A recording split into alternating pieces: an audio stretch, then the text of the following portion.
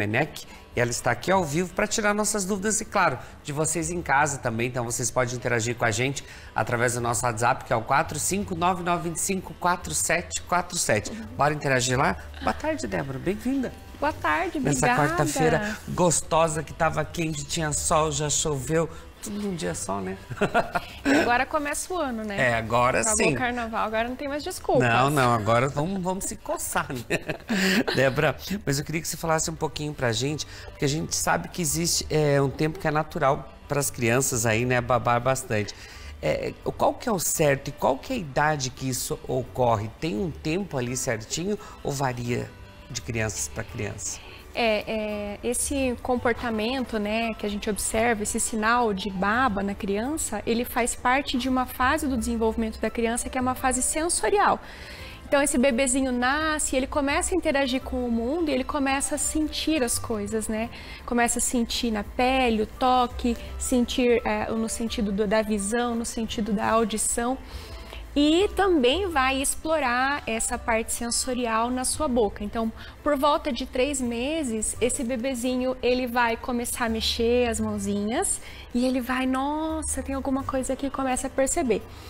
Esse movimento de colocar a mão na boca, de colocar objetos na boca, junto com essa imaturidade motora, porque é uma criança que não sabe ainda sentar, não tem uma postura corporal adequada, que é muito importante para o processo de deglutição, que é o ato de engolir, faz com que produza mais saliva e não tem esse controle, tá aprendendo, né? E aí essa saliva vai para fora.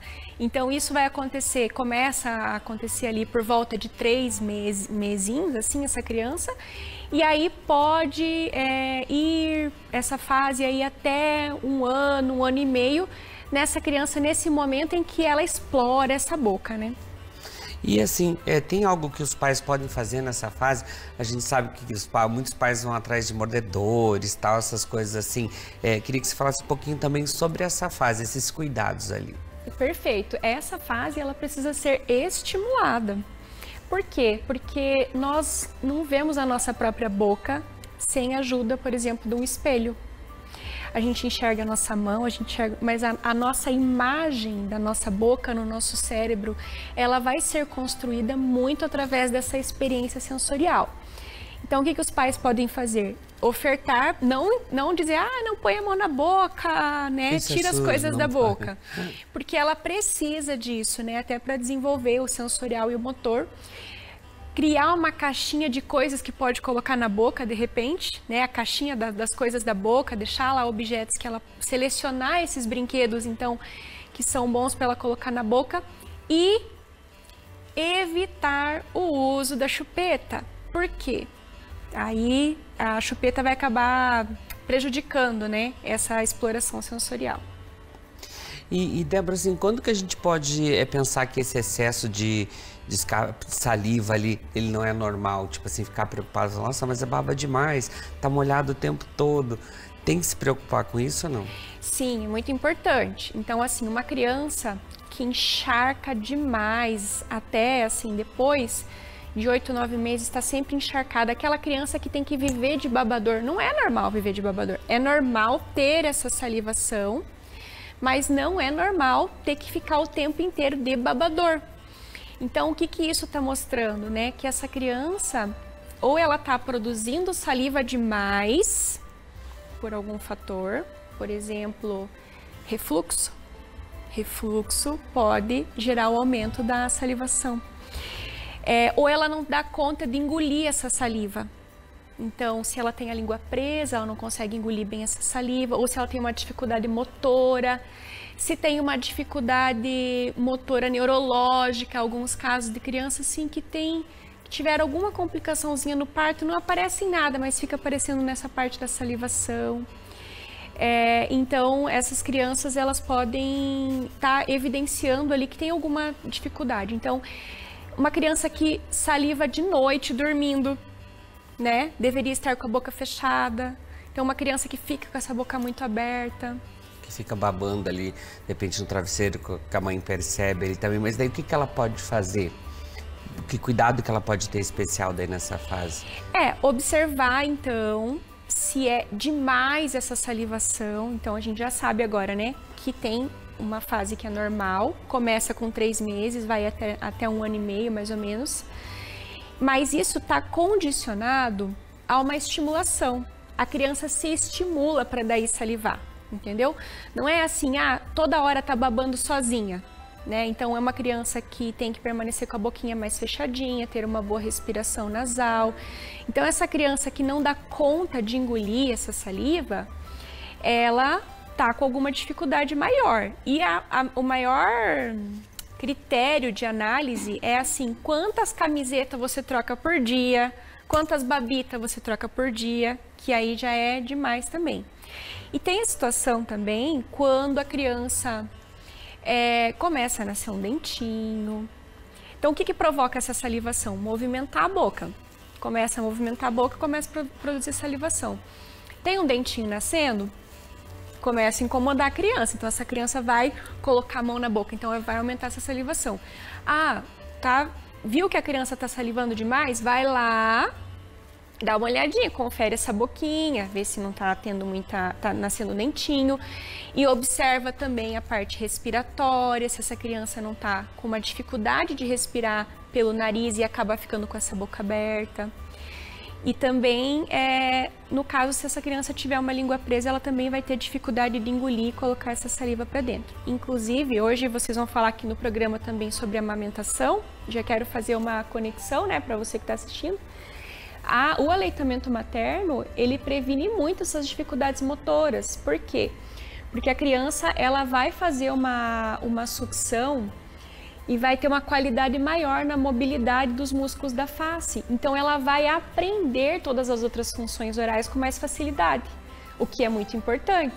Então, vejam, né, o que um aleitamento pode ainda prevenir nessas alterações. Daí que a gente ainda mais ressalva, né, a importância da amamentação também, né? Mas tem pergunta pra gente lá, ó, Débora. Meu filho tem 2 anos e 5 meses e baba muito, não fala ainda. Eu devo procurar ajuda?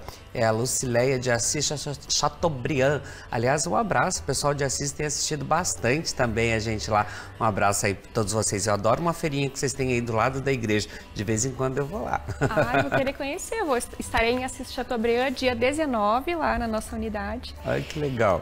E sim, olha só, que importante você estar assistindo o programa, porque primeiro que uma criança, ela começa as primeiras palavras com 1 ano e 4 meses.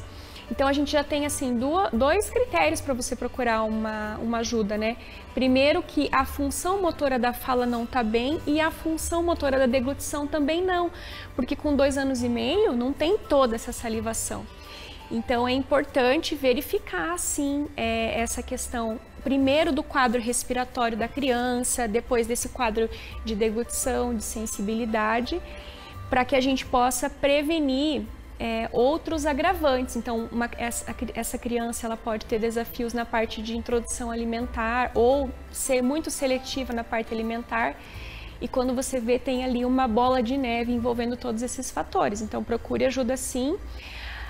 É o momento certo agora de procurar ajuda, porque com 3 anos as crianças apresentam um fenômeno neurológico chamado poda neural.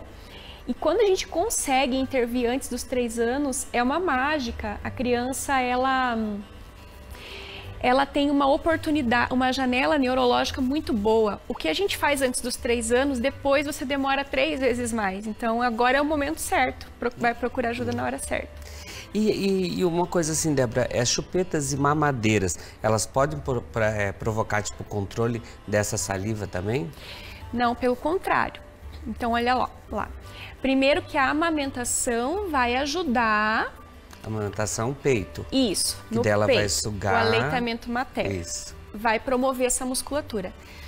O bico, a chupeta mesmo, ela vai impedir que essa criança coloque coisas na boca. Lembra que eu falei, o que tem que fazer? Tem que estimular, fazer ela explorar. O bico fica ali ocupando um lugar e cada vez que a criança vai engolir, ela tem um objeto na boca, então essa saliva vai para o lado. Ela não consegue ir para cima e para trás, igual quando a gente engole. Então, primeiro, a chupeta em si vai prejudicar, porque essa criança não vai explorar outras coisas na boca, vai ficar só com a chupeta na boca. e também cada vez que ela engolir, ela vai aprender a engolir errado. Imagina você ficar com um pirulito na boca o dia inteiro. Você já começa, já até dá vontade de salivar para mim, porque você já começa, você não consegue engolir sem chupar, então vai fazer um movimento totalmente incorreto. E a mamadeira, ela vai promover uma organização da musculatura totalmente diferente do que aquela proporcionada pelo aleitamento. Então, ela não é um estímulo adequado para a criança. Então, quanto antes a gente retirar. Não estamos aqui para julgar ninguém, né? Só Deus sabe o que essas famílias, né? Aqui, como elas chegaram nessa conclusão de entregar, às vezes foi cultural, às vezes viveram uma situação de saúde com a criança. Mas o que é importante?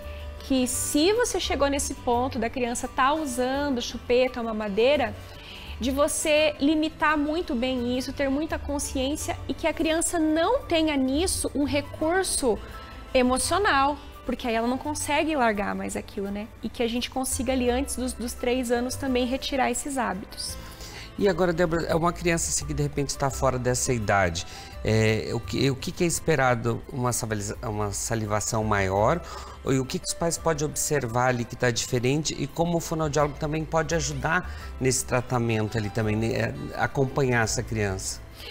Então, se o seu filho tem ali mais de 1 ano e 9 meses, vamos colocar assim, e você percebe que ele baba demais, né? Que, como foi o caso, né, da nossa amiga lá de Assis Chateaubriand, a primeira coisa que você deve fazer é observar a parte respiratória. Isso é muito importante. A respiração nasal faz com que a nossa boca fique posicionadinha, fechada, né? Então, se a criança tem uma obstrução nasal, se ela tem muita rinite, se ela tem adenoide grande ou uma amígdala muito grande também, o que ela vai fazer? Ela vai ter que deixar a boca aberta para poder respirar com o suporte da boca, porque só o nariz não dá conta. Então, o que essa criança vai fazer? Ela não vai ter reações deglutitórias o suficiente. Se a gente ficar um pouquinho com a boca aberta aqui, nesse local, a gente já vai começar a perder um pouco a sensibilidade. Então, essa saliva começa a acumular e não tem essa percepção da saliva, começa a colocar mais para fora. Além do que, essa criança, se ela tiver refluxo também, né? Então, ficar atento para esse sinal do refluxo. Por quê? Nossa, Débora, mas o que o refluxo tem a ver? Quando sobe aquela queimação, Mauro, do refluxo, a gente precisa, o nosso organismo ele é muito inteligente, a gente precisa equilibrar essa acidez. Quem que equilibra essa acidez para a gente ter mais conforto? A salivação. Então, o que o nosso cérebro inteligente manda o nosso corpo fazer? Produzir mais saliva para dar um conforto para toda aquela acidez que está vindo para o refluxo. Então, essa criança ela pode, de repente, ranger dentes à noite para movimentar e produzir mais saliva, ou ficar toda hora colocando alguma coisa na boca porque ela precisa engolir, ela precisa ter essa sensação de que algo está equilibrando. Então, o refluxo também pode estar relacionado a essa disfunção oral. E se o seu filho usa chupeta e mamadeira, então é o momento de você começar realmente a repensar esse hábito e todo esse impacto que ele vai trazer para a vida da criança. E completando essa pergunta, o fonoaudiólogo é quem vai lhe ajudar a analisar todos esses fatores, porque como vocês perceberam, não existe assim uma única causa, existe esse período que é normal. Então, se você tem um bebê de 3 meses até 1 ano e meio, saiba que isso é normal. Segundo, estimule muito bem isso. Agora, se percebe esses fatores, que a criança respira mal, não dorme muito bem, fica com a boca muito aberta, tem sinais ali de desconforto digestivo e vive encharcando a babita, né? Aí é o momento para você procurar esse profissional. E o que nós vamos fazer nessa avaliação? Nós vamos fazer uma entrevista com você, analisando todos esses aspectos, querendo saber da vida da criança toda, porque a gente tem essa informação que vai ajudar a conectar a causa. E aí, nós fonoaudiólogos, nós vamos ajudar você a tratar a causa, porque não adianta enxugar a saliva, a gente precisa interromper essa causa, né? Ou se ela produz muita saliva e não dá conta de engolir, né? Ou se é uma criança aí que tem essas outras questões envolvidas no processo da salivação. Débora, e se não tiver esses cuidados aí, quais consequências que essa criança pode ter? Porque, e outra coisa, a parte da salivação é por causa da formação, do nascimento dos dentes ali também, ou é um processo separado ali um do outro? Vai acontecer também aumento de salivação, então, nossa, meu filho tá aqui salivando, vai dar uma conferidinha ali, ver se a gengivinha não tá... Estourando. Mas tudo que aparecer na boca vai gerar mais salivação. Por quê? Porque de repente, se é o dente que está nascendo, está lesionando a mucosa ali, a gengiva, para poder nascer. Então precisa aumentar a saliva para dar conta dessa hidratação, dessa organização. E também, quando a gente tem alguma coisinha na boca, você fica mexendo. E essa movimentação aumenta essa salivação. Então, o aparecimento dos dentes também vai trazer essa situação do aumento da salivação. Mas aí, o que vai acontecer? É temporário. Não é aquela criança assim, ó, que não para de salivar. Ah, ela estava bem, agora ela começou a salivar. Então, estava bem e aumentou a salivação, vai conferir o dentinho, ver se está nascendo o dentinho e vai ficar atento também à parte digestiva, né? Então, tá vendo, gente? É importante ficar atento a todos esses sinais aí. Mas se vocês ainda ficaram mais em dúvida, querem saber mais sobre o assunto ligado à fono, né? Ali, eu vou deixar o Insta ali, tá? O Insta ali da doutora Débora. Vocês podem entrar em contato, inclusive sugerir, né? Novas sugestões aí, pautas também, para ela voltar aqui no programa. Gratidão. Bom retorno. Obrigada. Quem precisar de ajuda, procure um profissional especializado para que isso não se transforme depois num problema maior, né? E a gente está à disposição de vocês. E saber também, né, doutora, que é uma coisa normal. Não se assuste, pais. É só